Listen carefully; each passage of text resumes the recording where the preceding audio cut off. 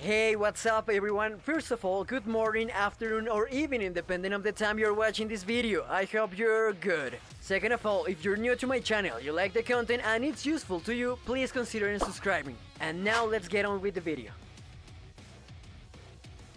I'll start with the tools, and the first one will be the black axe hammer. As you know, at this point of the game there's a rock that can only be broken with this hammer, and I'm pretty sure that we will find many more things to use this hammer on in the final update. In fact, for that reason is that you will need the termite axe. Actually, you will need the axe before in order to make the black axe hammer. The bombs have different uses, and maybe you remember the tunnels that have leaked from the new areas, right? Well, trust me, I know we're going to need more bombs to open new areas in those tunnels. The armors, you can use whatever you want, but the firefly headlamp is an item that you really need to have. In the meal section, the only ones for which I recommend farming the ingredients are the spider slider or the larvania. Both of those meals give you a boost on the critical hit chance status, and personally, that's the better effect that you can get in the game. Plus, I think we're gonna need it to fight comfortably against the mantis. This part is about the production buildings, and in my experience, I will tell you which is the minimum number of them that will you need to have if you are a solo player. But of course, you are free to transform your base in a little industrial city. Alright, you're gonna need 1 smithing station, 2 ovens, 1 glue measure, 7 spinning wheels. I will tell you why, but later. 2 grinders, just 1 smoothie station will work. And finally, 3 jerky racks. And as what I said is my experience as a player, but you can do whatever works better for you. Now it's time to talk about farming the materials and then crafting the nuggets. By the way, you only will be able to craft these nuggets until you deliver the chips to Borgel. Alright, first of all you're gonna need to farm a lot, and I mean a lot of sap. Fortunately, you can collect it from the branches around the oak tree. Also, you can craft the sap catchers or find this heap of sap. Honestly, I don't know if the correct word for that is heap, but I hope you can understand me. By the way, if you know the correct word, please leave it in the comments.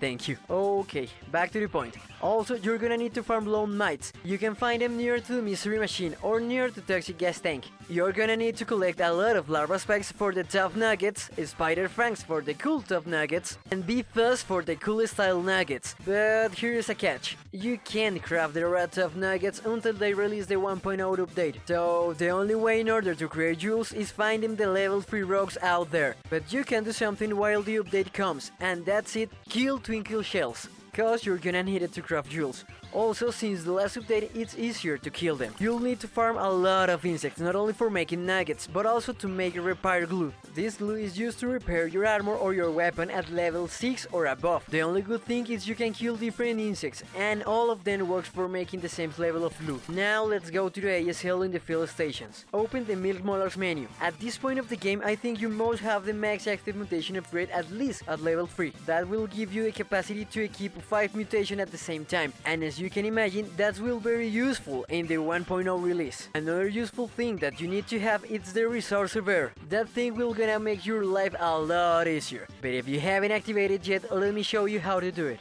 Go to the south of the yard. Here, climb the tree and follow the video.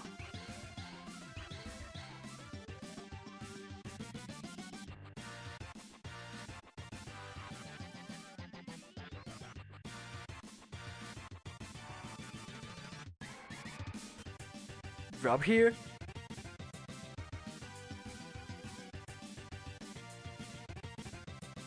Careful with the rabbits, and at the end of the path you're gonna find this lever. This is the lever that activates the surveyor.